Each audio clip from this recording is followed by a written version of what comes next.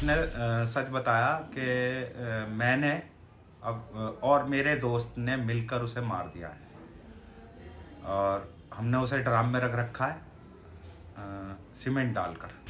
फिर उसके बाद मैंने उसे बिठाया स्कूटर पर और थाने ले गया। और थाने ले जाकर मैंने उसको कहा, मैंने कि अब जो मेरे को सच बताया है इनको सबको सच बता दो।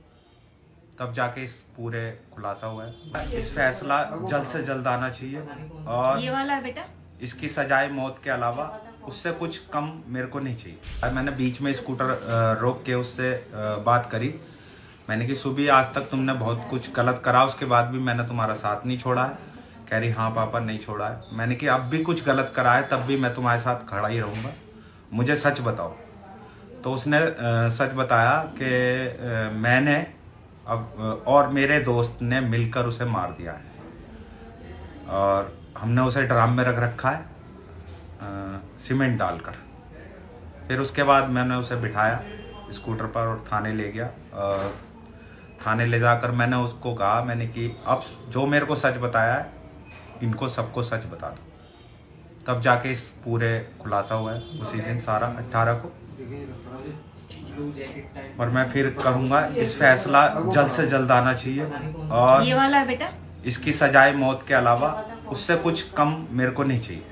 मैं मुस्कान का पिता हूँ और उसने जो करा है वो सही नहीं करा, बहुत गलत है समाज के लिए भी। और आगे से ना हो, उसे फांसी की सज़ा मिलनी चाहिए। मेरे दामाद को इंसाफ मिलना चाहिए, वो इसके हकदार है और जितना सही होगा मैं करूँगा इसके लिए।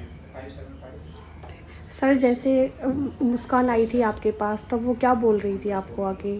शुरू में तो वो सौरभ की फैमिली पे इल्ज़ाम लगा रही थी कि उसकी बहन आई थी, उसका जीजा आया था सौरभ का, और उसका बड़ा भाई आया था 2:30 बजे। तो सौरभ ने किवाड़ खोले और उन्हें अंदर बुलाया। उसके बाद मेरे आंखों के सामने उसे मार दिया जान से और ड्रम में डाल के मेरे को चाकू की नोक पे घुमाते रहे 13-14 दिन।